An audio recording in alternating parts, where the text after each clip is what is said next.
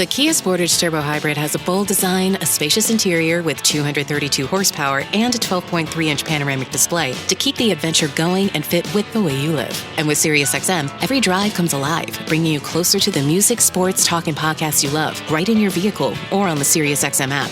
Every SiriusXM-equipped Kia Sportage Turbo Hybrid includes a 3-month trial subscription to SiriusXM. So the experience begins the moment you drive. Learn more at kia.com/sportage-hybrid. Kia, movement that inspires. Hey, Ryan Reynolds here.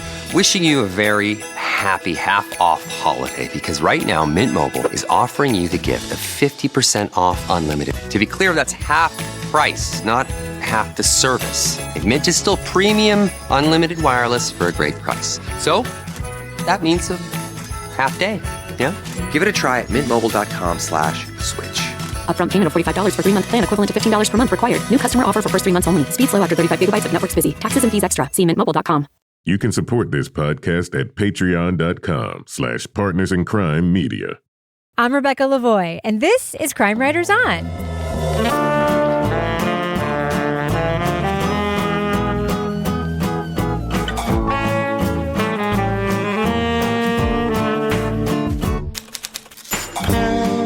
Crime Writers On is the original true crime review podcast that digs into true crime, pop culture, other podcasts. And on this episode, a self-styled gigolo uses mob money to start a modeling agency, disrupting an industry built on sex, parties, and exploitation. We'll review the podcast Model Wars from Campside Media and iHeartPodcasts. Joining me to get that done and more is true crime author, TV journalist, and host of These Are Their Stories podcast, my husband, and the love of my life, Kevin Flynn. Hello, Kevin. Hello, Rebecca. Also with us is private investigator, certified pet detective, resident cat lady, and author of The Final Curtain, Laura Bricker. Hi, Laura. Hey, Rebecca. And meanwhile, Toby Ball is not here this week as he and his family get settled in their new home of Valencia, Spain. So filling in for Toby is the host of multi-award-winning podcast, wait for it, longtime friend of the show and friend of ours, Ronald Young Jr. Hello, Ronald. Hello, it's me, Toby. I'm here. Hey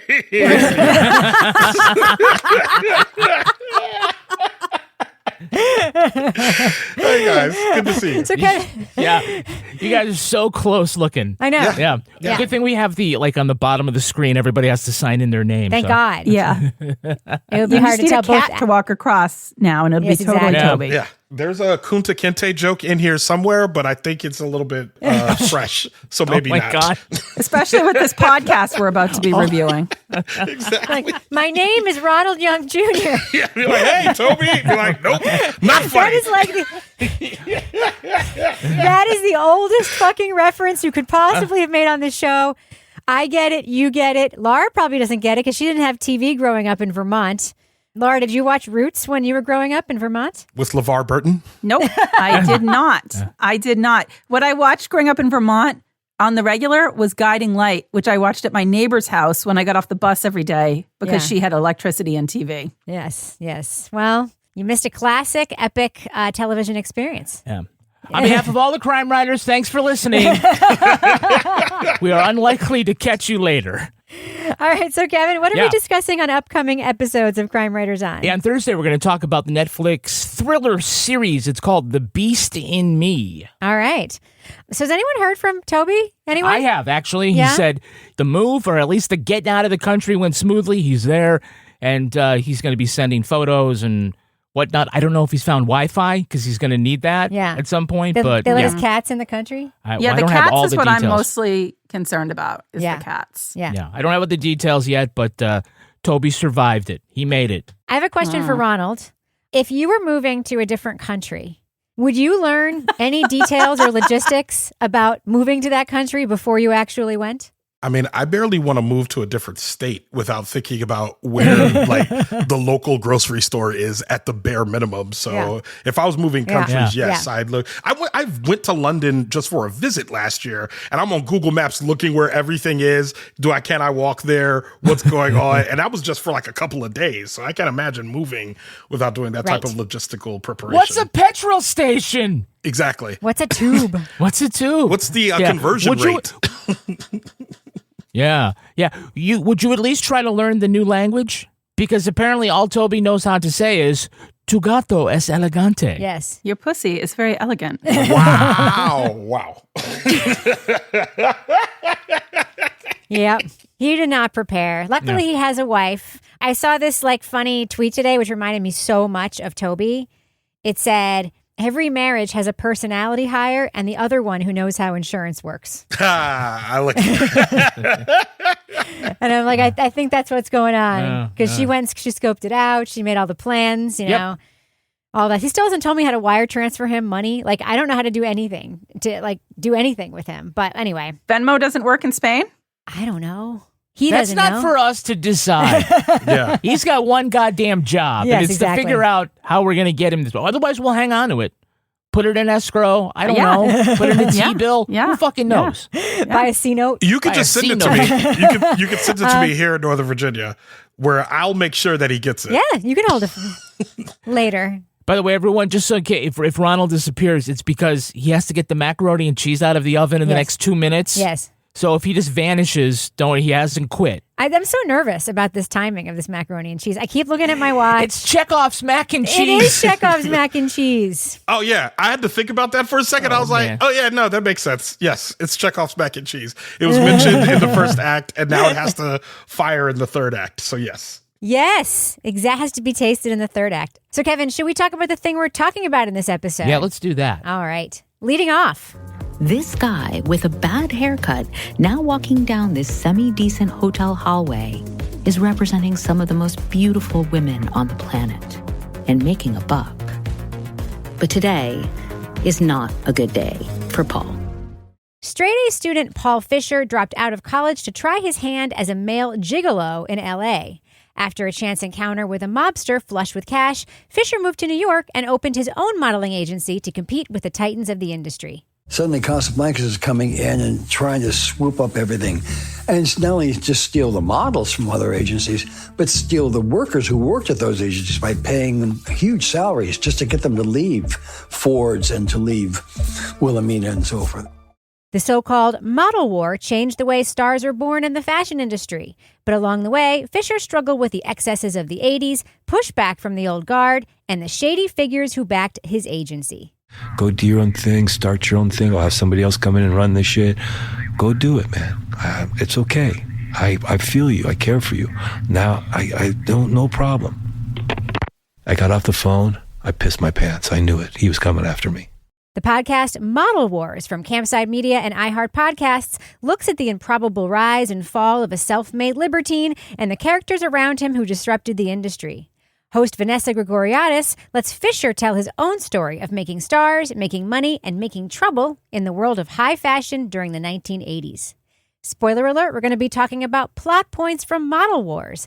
So if you want to remain spoiler-free, go to the estimated time code in our show notes for our thumbs up or thumbs down reviews. All right, so Laura Bricker, this is a podcast that is essentially told through a main character, Paul Fisher. Do you think he is the right vessel through which to convey this story? No. Although, no and yes. Well, actually, okay, that's actually a good question because I was going to say I really dislike the character of Paul. However, upon hearing from him and just his unchecked misogyny, I think it really gives a window into the modeling industry at that time, because if you had more people like him around, you can see what a dysfunctional environment and place it was for women to be.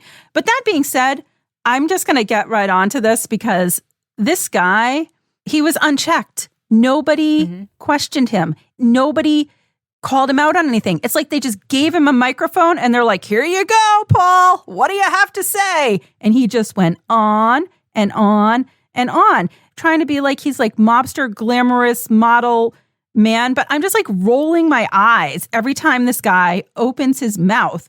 It's not subtle. It's just not subtle. He is so obnoxious. There is nothing I want to root for about him. I think there was maybe a way that this could have been done where you're like, get a load of this guy.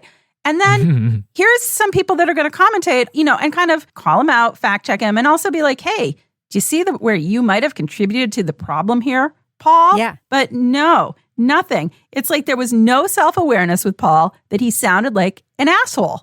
And so a lot of the time as I was listening to this, I was just like, I hate this. I'm like, what did this guy just show up and be like, yeah, I'll just sit down and tell you everything about the hairdressers and how they have sex and all this stuff and blah.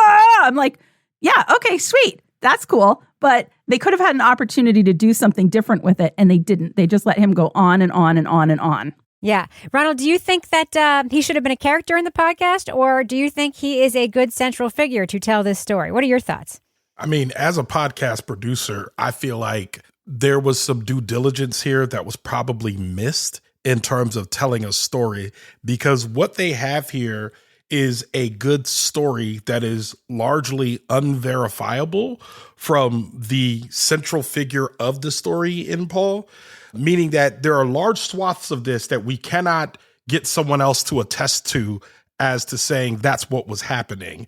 So for me, if you're not doing that up front, what you're going to end up with is what we got, which is this old man telling a story, and we are just listening to it, questioning whether it's real or not, you know? Yeah, I know. It's primarily about Fisher, and it's largely told by Fisher, and he's not just an unreliable narrator, as Ronald points out, he's also an unlikable one, as Laura points out. I mean, his stories are colorful, but he's just fucking gross. Yes. Right? He's just a gross guy. And it's funny, like, when you're hanging out with your buddies, but to sort of, like, plant the flag that this is my life, it just feels like he pitched a story about what it's like to be him, and they try to make it about the history of the business, but they didn't go there. I mean, there's probably a larger story about the modeling industry. I mean, there is. There obviously is this time of upheaval. I think it could have zoomed farther out. You think? And, well, you know, and then, like, we get some of, like, John Casablancas and the Fords, but they're not really characters here, right? They're not really elements of the story. I mean, we don't really, to the extent we can hear from those points of view, we don't get that. I was saying, this is like Game of Thrones, but only if it had Joffrey. And he was the central character? Yes. And he was central character. There was nobody else around, right? Yeah. And it's like, well, okay, great. You want this I think it'd be Littlefinger. I don't think it'd be Joffrey. He'd be Littlefinger, yeah? Yeah. I gross is the right word. And I'll tell you, there is one moment where Vanessa says, you think I've been pretty easy on Paul up to now, but that's about to change. And I'm like, when does that change? And literally, it doesn't change. And there's no, this is a guy who unrepentantly talks about all the tail he got back in the 80s. Like, unrepentantly. He still calls women girls. He says things that are like completely like inappropriate now. But he's still alive now. So even calling him, like, if this tape were from the 80s, you could be like, oh, this guy was gross in the 80s. This guy is still gross, talking in a nostalgic way about the grossest period in his life. And I agree with you, Kevin. I heard about this podcast, and I'm like, oh, this is going to be about, like, Naomi Campbell and Linda Evangelista and, like, the rise of the supermodel Stephanie and all that Seymour shit that happened at age 14. Like, and all the shit that happened, like backstage. And I was very disappointed that they framed it around this guy. So, Ronald, you just mentioned something I wanted to ask you about, the pacing of the podcast, right? So, we have a couple episodes at the end that are just like bonus episodes. But before that, there is this slow burn where Paul is just talking. What do you think of this pacing and how it's structured? What would you have done? I mean, I wouldn't have made the show, but like,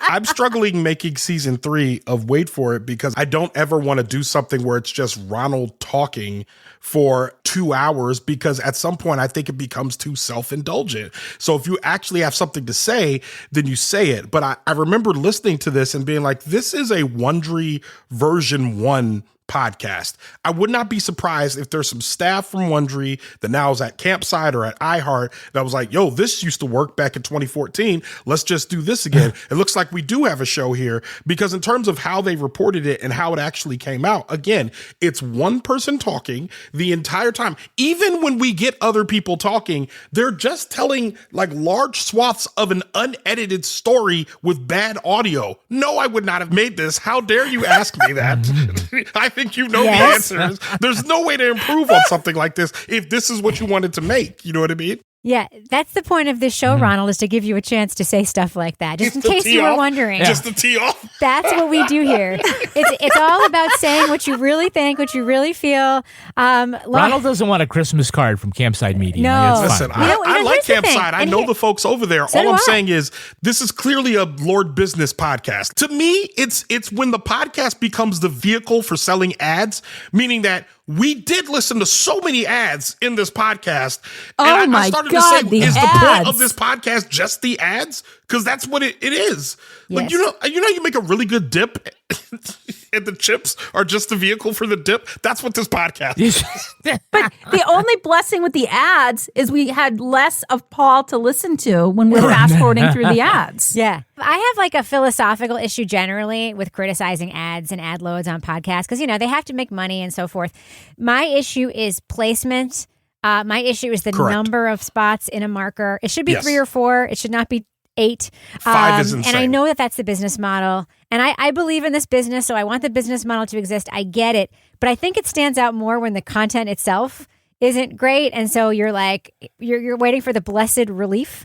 You know what I mean? And like that's kind of how I felt. And the thing is, Vanessa Grigoriadis is a good journalist. Like we've listened to other things that she's made that we've liked. And I feel almost like this podcast was like, it's like when you say Wondery, like an early Wondery podcast, it does to me too, because it almost sounds like they had producers gather all the tape, or the tape was all gathered, and then they just like wrote tracking for Vanessa to read, because you don't even hear her interact with anybody.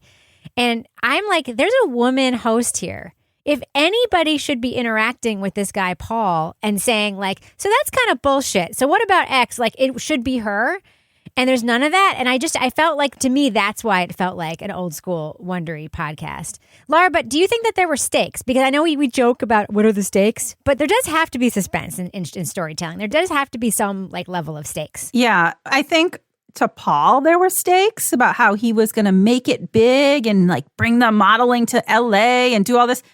I didn't get his gonorrhea cleared up. Yeah, I didn't feel any stakes as I listened to this. There was no murder, there's no arrest, there's no crime. It's just Paul trying to make it big.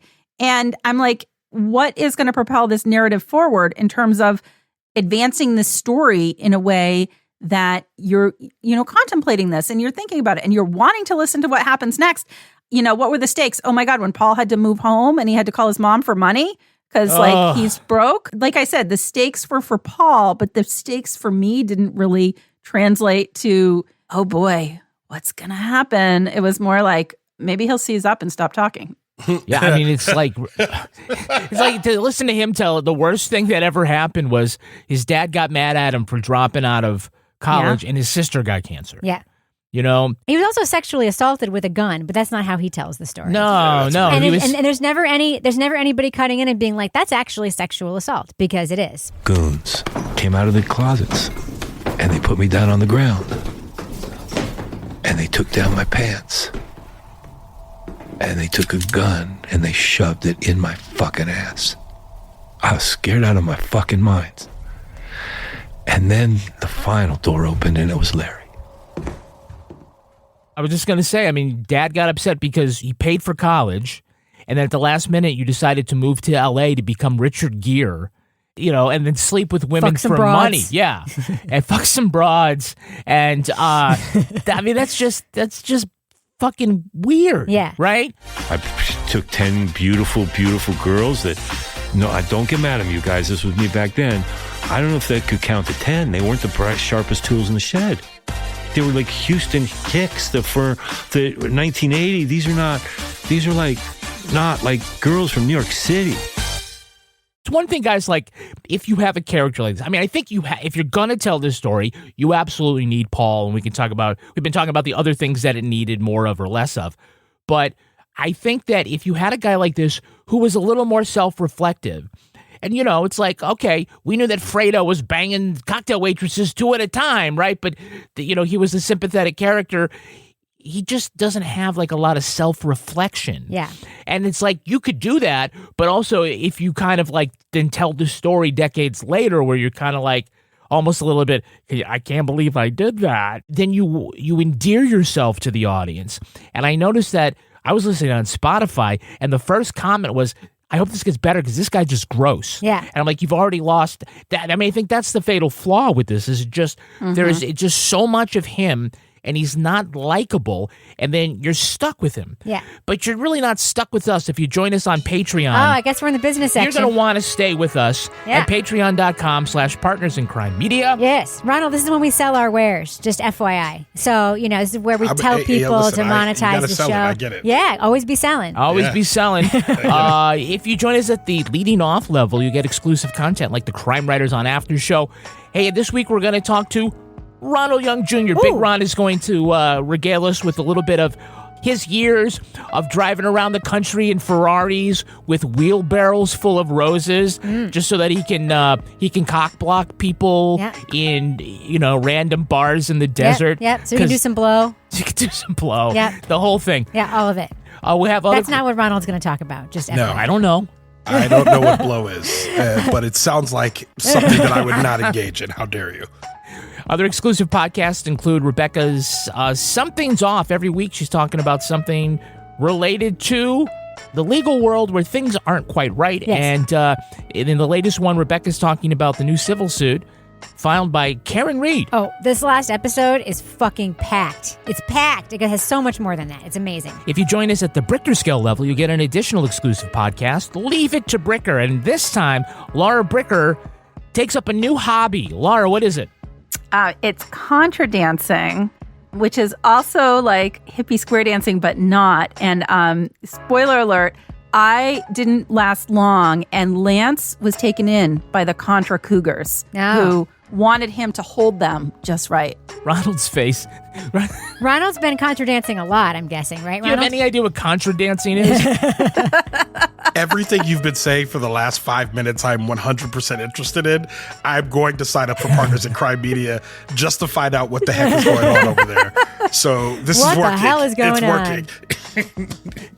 If you join us at the Let's Do What We Do level, you get episodes of Crime Writers on early and ad-free. And if you become a deep diver, you become an exclusive sponsor of Toby Ball's Deep Dive. The latest book that his panel is discussing is The Art Thief. Oh. Ronald, have you ever been on Toby Ball's Deep Dive Book Club podcast? I have. I was on with my good friend Marcia Chatlin, and that is how we met and fell in love. I love her too. You stole her from me. Oh my goodness. Don't let Marcia's husband know you said that. When I said fell in love, I mean a deeply platonic love. That's what I meant. I know what you meant. Oh, yeah. It's Exactly. impossible not to fall in love with Marcia Chatlin. It's literally impossible. Yeah. So you can support us on Patreon, but you can also support Ronald. He has his own great exclusive podcast there, including Leaving the Theater. Yes. You want to plug it? Yes. Y'all should come to patreon.com/Leave It to Theater. You get ad-free episodes of Leave It to Theater. You get episodes of my new podcast, which I'm still trying to figure out. I don't like that, where I just talk about things that I don't like.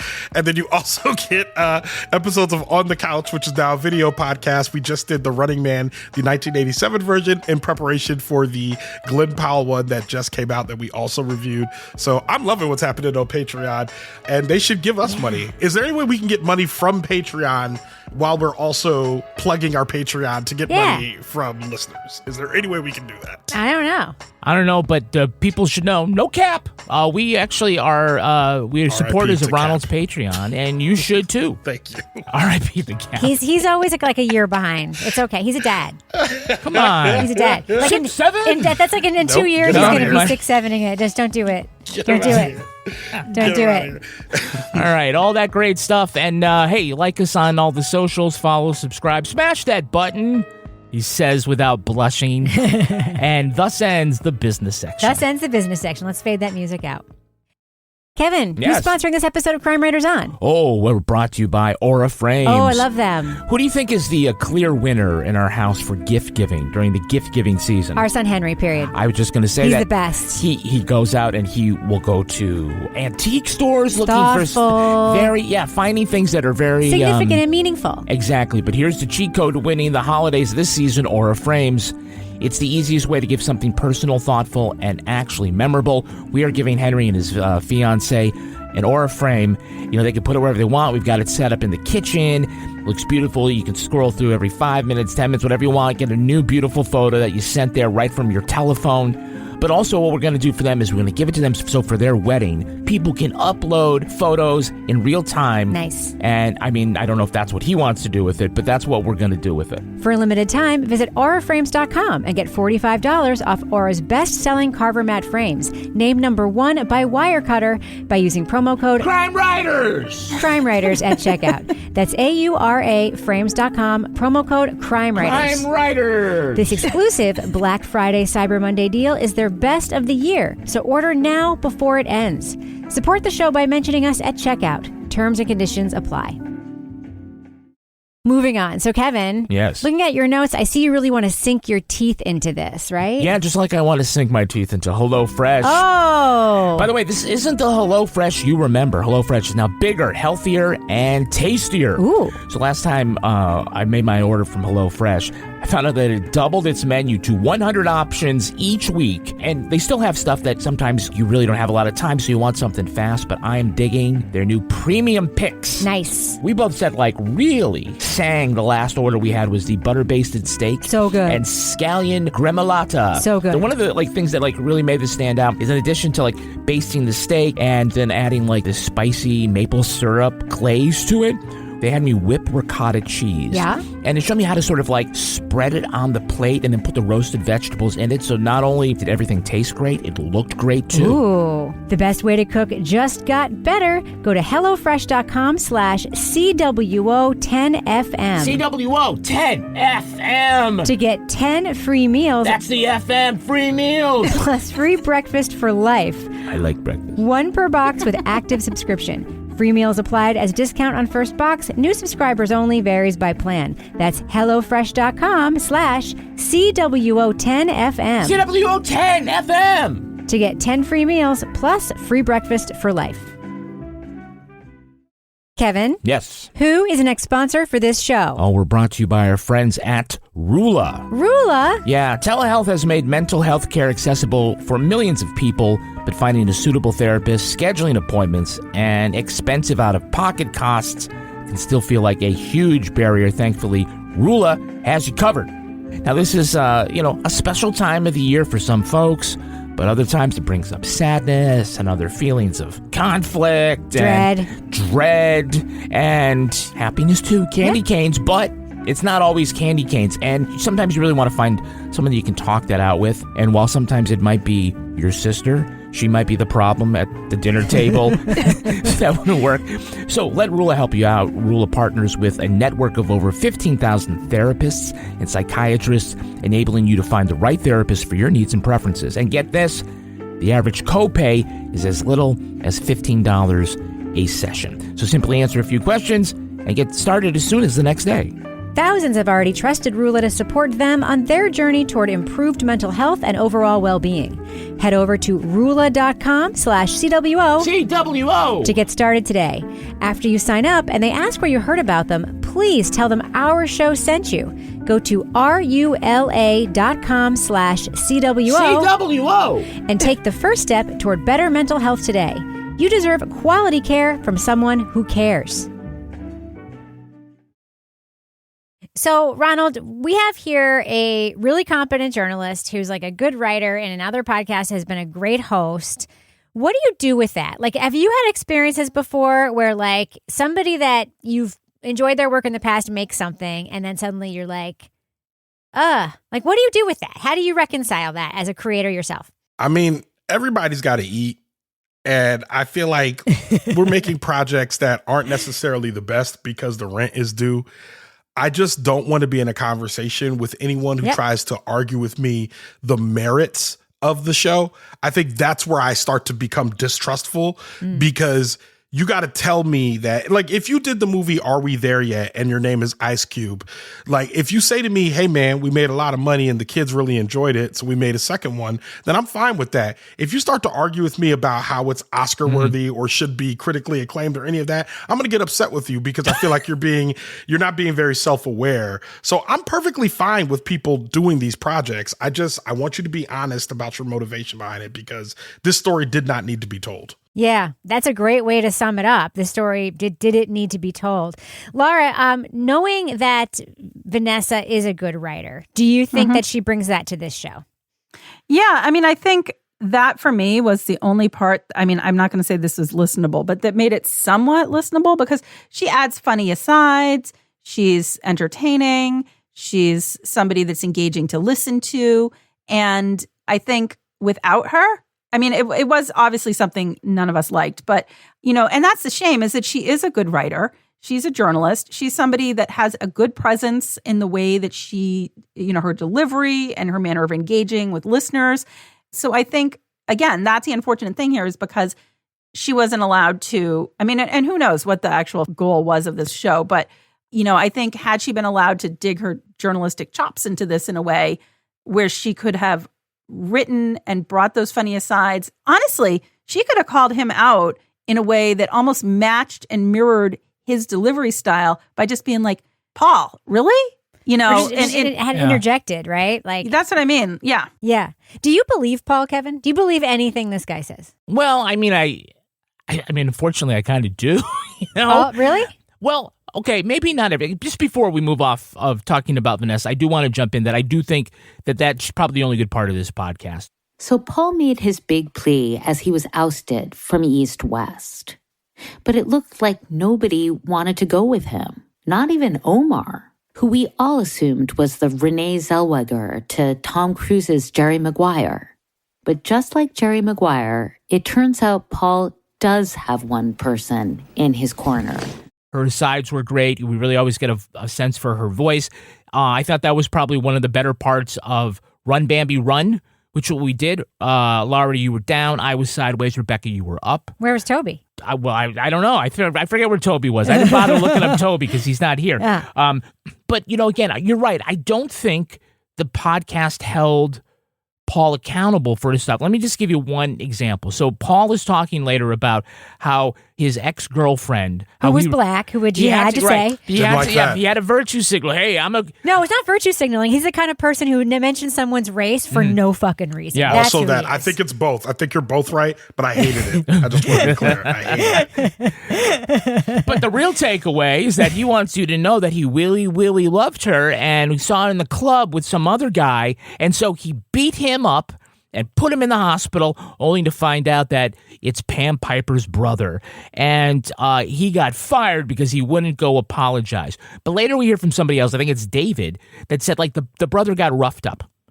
And so now I'm like, well, did he put him in the hospital? And he got beat up that bad and he didn't get arrested? It just was like, why did that go sort of unchecked? Yeah. And it's like another great example of Paul's hyper-masculine bravado and this questionable myth-making that he does that goes unchecked by the podcast. And again, like we said, if you got a bunch of other people that are sort of like not in Camp Paul talking about other stuff going on, I mean, David, again, is sort of like, yeah, he fucking beat up a guy. But he loved Paul. He was a guy who... Sure. This is the thing that I mean, we know that at least some of what he's saying is true, but almost everybody who's on to talk about Paul likes Paul, right? So you have this guy, David, who ended up firing him, who's like, I let him move in with me because I loved him so much, even though he came to his job interview wearing one of those shirts that had holes in it, like from the 80s. And I'm like, great. Where's the person talking about what a stupid prick he was? I don't know. Did you believe anything that Paul said, Ronald? Yes, I believe that he believes what he's saying, which is enough for me because I know this guy, like we've seen this guy. This is a guy who says my life should be a movie. And unfortunately, he didn't get that. He got a podcast instead. And everything about the stuff that he's saying is like, I remember the guy who wrote the Green Book, that guy.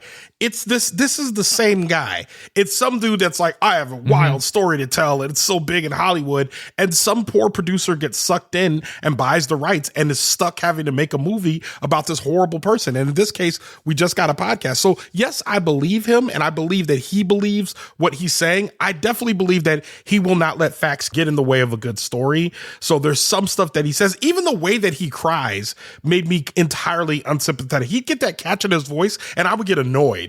And so when you get annoyed when someone starts to cry, that's how you know you don't have any real, you have no real sympathy or empathy for them. No sympathy. That's right. Yeah. That's right. Yeah. Yeah. This reminds me a little bit of these two podcasts, The Confessions of Anthony Ramundi. Oh, I fucking hated that podcast. Right, where again, and you just sort of like left unchecked to go with his self-mythology. We had, was it Mark Smurley? Who was the the host on that we thought like really should have been. I think it was Mark Smerling, who's usually quite good. Yeah, and then there was another one called Brokers, Bagmen, and Moles. You remember that one? It was about the Chicago Mercantile Exchange. Nope. And it was just, again, it was a bunch of guys that are like, hey, cool story, bro. Yeah. And it was, but it just didn't that's all it primarily was giving it a platform to a bunch of like braggadocious old guys about, back in the day, I used to smuggle shit down the floor of the stock exchange and I made a bunch of money. It was like that. It was not relatable. But again, it's like you can't just turn the microphone over to somebody, or at least, I'm sure they feel like, no, we didn't do that, but it came across like you did. Yeah, well, it sounds like he's like young Howard Stern's vocal twin. And so I kept making these inherent comparisons. And as you know, Kevin, I am a lifelong begrudging Howard Stern fan. Everything I learned about making radio, I learned from listening to that show growing up. But by the way, the difference between Howard Stern and this guy is Howard Stern has evolved and this guy has not. Anyway, but I found myself thinking about the... Well, he's evolved enough. He's evolved somewhat. He at least likes animals now. If you evolve from whatever garbage you were to a fancier garbage can, you're still a garbage Sure, can. absolutely, absolutely. That being but said, the trend is up. That being said, he's a good broadcaster, and I've said it on this show many times that I'm sorry, but I don't like listening to Joe Rogan's show, and I think he's full of crap. But he's a good broadcaster. If he wasn't, people wouldn't listen to his fucking show. That's how it works, right? That's true. And I think this guy thinks he's a better broadcaster, for lack of a better word. He's told all these stories 10 million times. And for me, it's very much like toxic masculinity as a virtue is something I cannot fucking stand. It's why I hate... Well, listen, little lady, let me explain this to you. It's why most mafia content isn't for me, because it's glorifying some Ronald's Rebecca, reaction is amazing. He thinks I'm going to die. No, I think you're going to get murdered, Kevin. Be careful. But no, what I was going to say was I ended a friendship because of exactly what you said, because of this mafia glorification, because I don't like Martin Scorsese's films for that reason. I feel like and everyone tries to argue with me his films are classic. I'm like, no, his films are one perspective built at the altar of whiteness, and you try to force feed it to me as if this is what cinema is, and it's really just this white man glorifying other white folks doing crime. And I just feel like you want me to watch it and be like, oh, yeah, that's how it was back then. I don't want to have been a black person around these people at that time. And I think the same thing about Model Wars, where I'm like, I don't want to be a black person in a room with these people. These people are awful. It's not going to be good for me. Yeah, but how are they going to have their one black friend if you're not there, Ronald? It's not going to. This is one black friend they will not have. One black friend they shan't have. They shall not have him. I'll say also, I'm not a fan of people who make the same thing over and over again, which Correct. Martin Scorsese has. Yes. Over and over. Yeah, I mean, yes. So yeah, it's the toxic masculinity of it all. But then we have an episode focused around a woman. We have Jennifer Jimenez telling her story. Now, to be completely honest with you, I heard that name and I was like, is that the woman from the Dr. Drew celebrity rehab universe? And it was. I remember her from that show. I haven't heard from her otherwise. But Laura, what did you think about the fact that we got Jennifer's story, the only woman giving a different perspective in this? Yeah. So, and what was it? It was episode 6 or 7. Episode so it 6. was yes. Yeah. So here's the thing. If this podcast could have gotten out of its way and let the women talk about what it was like in the modeling industry at that time, even though Paul was this total misogynist, apparently he was nicer to them than some of the other people, but just the survival of what they went through and the reflection on that time, if they went into sort of the bigger dynamics of, power and sex and everything in that modeling industry, I think this could have told a bigger story. And, I think they should have had more model voices in there. I would have liked to hear from more women who worked in that world at that time, that worked with Paul. Because we hear Paul and we're like, he's a fucking asshole. But then you hear him being like, well, I wasn't like Trump and Epstein. So you're like, well, is that true or not true? And not again, true. There's shades of gray. What does that mean? And these women that are surviving, again, you hear this girl, I think, was she the one that was talking about, she's supporting her family. And this is where the family is getting their income from. And so she can't speak up about the sexual assaults and the harassment and the touching and the, objectification and everything that she's going through because there's responsibility on her. But I think this was told as Paul's journey, but I think this should have been more about how the model's journey intersected with that to tell a more authentic story that actually maybe seemed a little more credible and maybe gave us something to think about instead of just rage walking. Yeah, I think Jennifer was a good get for this. And then the artistic decision becomes, do we hold her until episode 6 and give her the whole episode? Or do we bring her voice in somewhere else earlier along the way to, I don't know, kind of balance it out or broaden the perspective all the way through? I will say that this comment, I almost never make this, but you could just take it or leave it. The only problem I had with her is that she talked so fast without taking a breath that it made me physically anxious. And that has never happened to me before. All those years of my life, I didn't believe I ever fit in anywhere. And there I am in front of a lens. And I was home. I was home.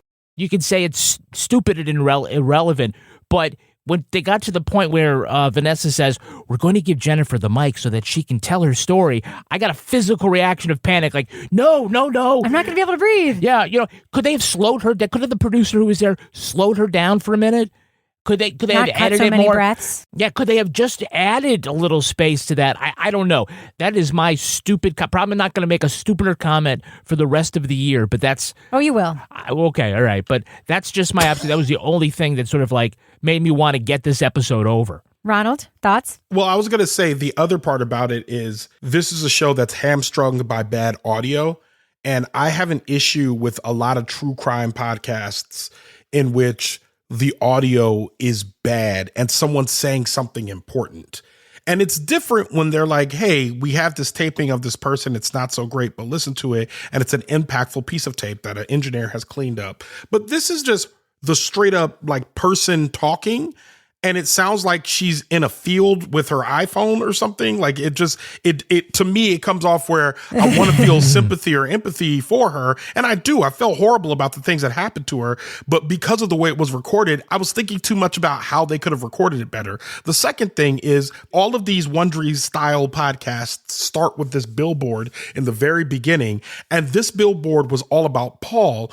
And it made me wonder, for a show like Model Wars, why would the billboard be about this guy and not about the model wars? Why would the big action sequence, why wouldn't you use her for that? You know what I mean? Especially because that would have been very impactful to talk about what is happening to the models. The name of the show is Model Wars. There's a woman in the podcast art. Why is there so much Paul-focused drama? And why are we waiting 6 episodes to hear from her? That feels wild to me. I feel like that was intentional because I feel like they're like, okay, we have this thing. We don't know who it's for.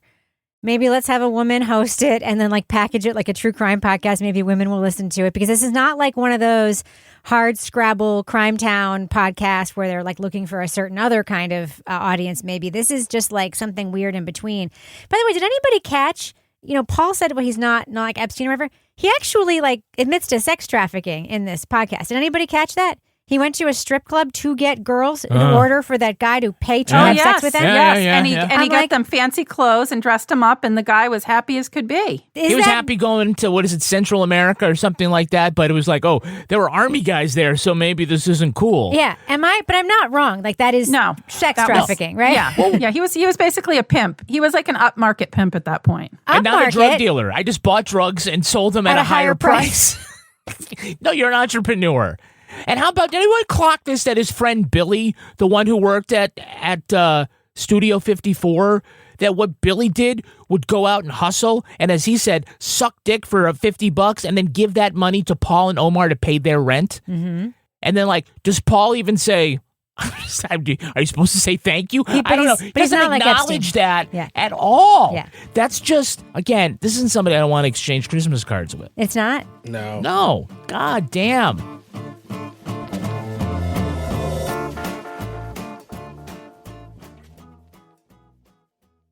Hey everybody, Ted Danson here to tell you about my podcast with my longtime friend and sometimes co-host Woody Harrelson. It's called Where Everybody Knows Your Name, and we're back for another season. I'm so excited to be joined this season by friends like John Mulaney, David Spade, Sarah Silverman, Ed Helms, and many more. You don't want to miss it. Listen to Where Everybody Knows Your Name with me, Ted Danson, and Woody Harrelson sometimes, wherever you get your podcasts.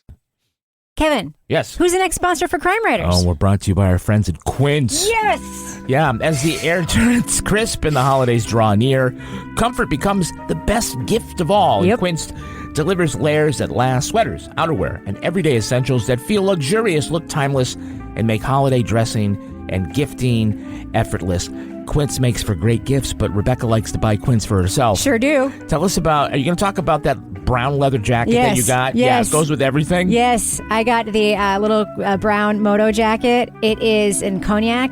I love this jacket so much. I thought about buying it for a long time. I resisted for some stupid reason. Kevin, I got that jacket a couple weeks ago. How many times have I worn it? You've worn it like every day. Almost you find every it day. Right, because you put it over a very fancy dress. You put it over jeans. Yes. It really does go with everything. It goes with everything. But you know what doesn't go with everything? At least you thought?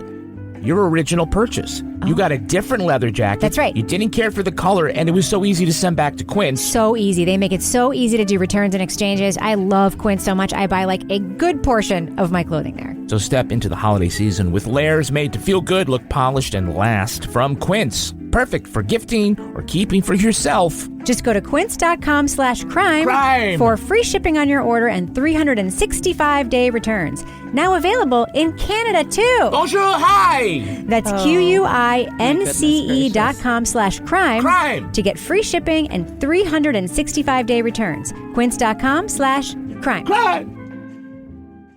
Tis the season of gifting and halls to deck, and the Who's and Who Newville were in love with new tech. Where can we find Sonos and Samsung and Nintendo, they shouted. Would they find it in one place? This they questioned and doubted. When suddenly a Who yelled, Walmart's the place to start! And each Who added headphones, TVs, and games to their carts. With Walmart, their shopping was done in a flurry. They cried out, Who knew? And ordered their gifts in a hurry. Shop the latest tech gifts in the Walmart app. Black Friday? More like Black Friday, yay! Shop the DSW Black Friday sale and take 30% off almost all the shoes, accessories, and giftable goodies we've got at DSW.com. Plus 30% off just about every regular price item at your DSW store. Score shoes that get you and everyone on your list at prices that get your budget. So carpe the deal. Head to Designer Shoe Warehouse and get that gift list done. DSW. Let us surprise you. All right, let's do what we do. Let's let our listeners know, should they check out the podcast Model Wars? Laura Bricker, thumbs up or thumbs down for this podcast? This is a big thumbs down, and it's kind of exciting to have a big thumbs down. We haven't had one in a while that I've disliked as much as I disliked this podcast. This was basically a portrait of misogyny going unchecked, unchallenged. We had one central character in this, Paul, who is he is a very unlikable person. And there is nothing that I found that was redeeming about him. He was not somebody I wanted to root for. His stories, I feel like, was not even verifiable. He was not a reliable narrator. And I feel like they missed the bigger opportunity here to tell a story about the modeling industry in the 80s and 90s and the power dynamics that were in that industry at the time we're experiencing and how that related to somebody like Paul. Instead, we just got like, hey, get a load of this guy who goes on and on. They gave him a microphone, and I wanted to just get the hook and pull him off of this podcast. So this is a big thumbs down for me. Kevin Flynn. Yeah, I'm with Laura. It's a big thumbs down. This podcast is largely hampered by the fact that they so much hangs on an unlikable, unreliable narrator that it's just impossible for the audience, or probably the great amount of people in the audience, to get behind him, to root for him. That's its fatal flaw, right? There's just kind of like no getting around that. This is not the best work from this really great crew. I think they sat down wanting to hear about the model wars, and Paul wanted to talk about Paul. And that's just kind of how it went. There are podcasts where you can just sort of turn the microphone over to a very interesting character and let them tell the story. He tells the story very well, but it's kind of a disgusting story that he has no self-reflection on. I think it's a big turnoff. And so there are some good things about it. There's some interesting side characters, but primarily what they didn't do is sort of broaden out the industry to have other points of view, business points of view, other opposing things. They just had other people that are sort of in and around Paul's orbit. And so, I don't know, this would be really great discussion to have with him over drinks in some seedy bar, but this isn't really a great subject for a podcast. So I'm thumbs down. Yeah, I would get up and move away. Ronald Young Jr. There's a movie called Resident Evil, and in that movie, there is a city called Raccoon City, and that is at the top of the, just regular Earth where that is. And deep down below, hundreds of feet down below, is where the Umbrella Corporation is carrying out all of its like terrible experiments and all this stuff. I just want to be clear, my thumb is deep down there. It's down there near the core, near the center of the Earth. This podcast was absolute garbage.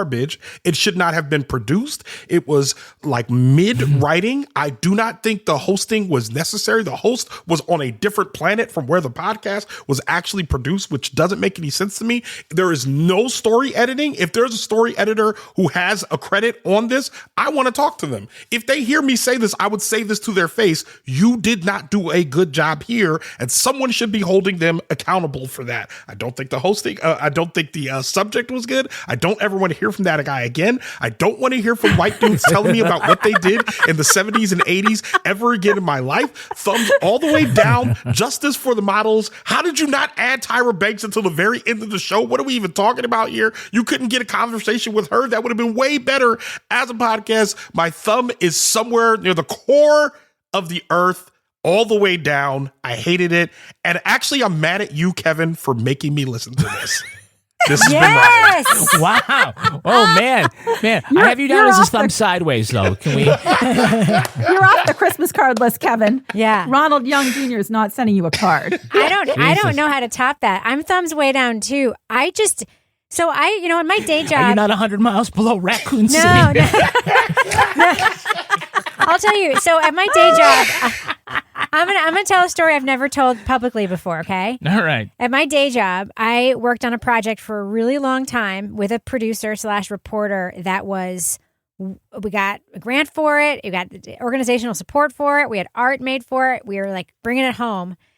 And I found out 4 weeks before the release date that the main character in the podcast was a real piece of shit. And I killed it. I spiked the podcast. It was a podcast that we had told major donors about, that we had raised grant money for, that we had all this stuff.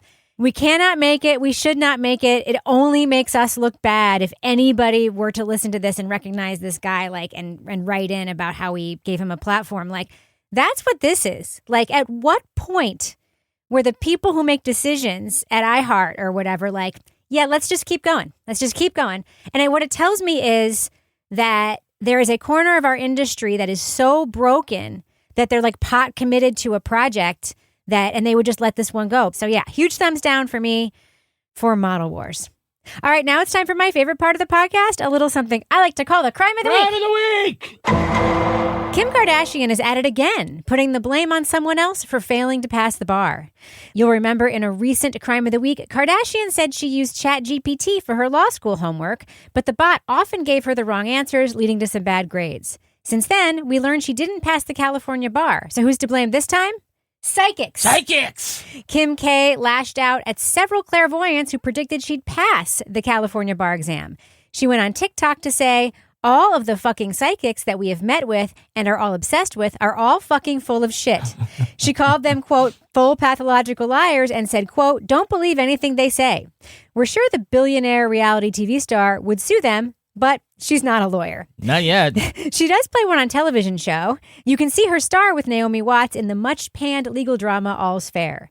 The show got an impressive 0% on Rotten Tomatoes, but we didn't need a psychic to know that was going to happen. So panel, according to non-attorney Kim Kardashian, those psychics are guilty of extrasensory malpractice, negligent fortune-telling, and fraudulent misrepresentation leading to emotional distress.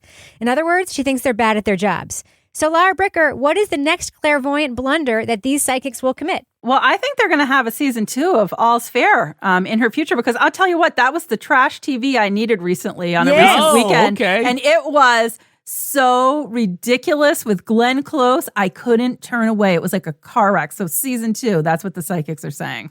All right. Ronald Young Jr., what is the next clairvoyant blunder that these psychics are going to commit? They will inaccurately predict that Vice President J.D. Vance will someday do anything other than retreat to his basement and or garage of his mother or whatever other parent's house he has and make a now defunct podcast of a man who, you know what, I won't even go that far. The point is that dude's going to be a podcaster someday. They're going to predict that he's going to be president, and that is going to be an inaccurate prediction from these terrible, terrible clairvoyants.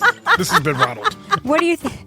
What do you think, Kevin? What is the next clairvoyant blunder these psychics are going to commit? I think that the Chiefs are going to win the Super Bowl.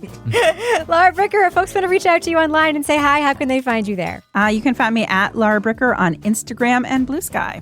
All right, Ronald Young Jr., final plugs and social media, please. You can find me on Instagram, Facebook, Threads, and the one that we're letterboxed at It's Big Ron, at OHITSBIGRON. Threads is where I really be popping off, so come on over. Yeah. What about you, Kevin? Yeah, I'm at Kevin P. Flynn. You can follow me everywhere at Reb Lavoie. You can see all the anti-Karen Reed people try to take me down on Twitter if you want. That's the only thing I do there. But I'm on all the other platforms too at Reb Lavoie. Follow the show everywhere at Crime Writers On. But mostly I encourage you to join our Facebook group. It's the Crime Writers On Facebook discussion group. Just find our page and hit join to join the group. We'll let you in if you can answer literally one question, which is your favorite one of us? If you don't know who we are, we're not letting you in. But if you're listening to this, you probably do. You can say Ronald, too. That's fine. Absolutely. Get episodes early and ad-free and everything else we make at patreon.com/partnersincrimemedia.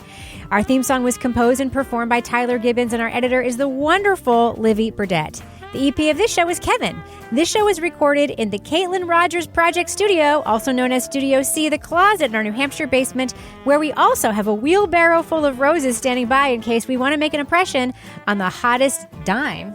It's a 10. In the bar. On behalf of all the crime writers, thanks so much for listening. We will catch you later.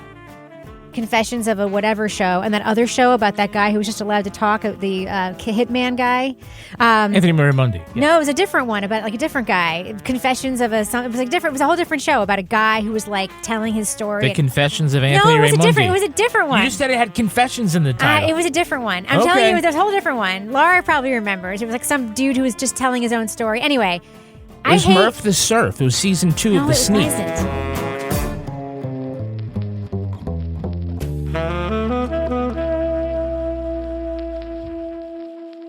Partners in Crime Media. Hey there, it's Katie Nolan, host of Casuals, the sports podcast where we don't care how much you know about sports, we're just happy that you're here. Every week, I hang out with some of my good friends to discuss the biggest stories across sports and entertainment, but in a way that's like fun and not boring. Want to know Sue Bird's favorite Diana Taurasi story? Or how heavy the Larry O'Brien trophy is? Or even what baseball team is right for you based on your moon sign? We got you. Listen to Casuals every Tuesday and Thursday on the SiriusXM app or wherever you get your podcasts. Bye! The Who's Down in Who Newville were making their list, but some didn't know Walmart has the best brands for their gifts. What about toys? Do they have brands kids have been wanting all year? Yep, Barbie, Tony's, and Lego. Gifts that will make them all cheer. Do you mean they have all the brands I adore? They have Nintendo, Nespresso, Apple, and more. What about... So the Who answered questions from friends till they were blue. Each one listened and shouted, from Walmart? Who knew? Shop gifts from top brands for everyone on your list in the Walmart app. Black Friday? More like Black Friday, yay! Shop the DSW Black Friday sale and take 30% off almost all the shoes, accessories, and giftable goodies we've got at DSW.com. Plus 30% off just about every regular price item at your DSW store. Score shoes that get you and everyone on your list at prices that get your budget. So carpe the deal. Head to Designer Shoe Warehouse and get that gift list done. DSW, let us surprise you.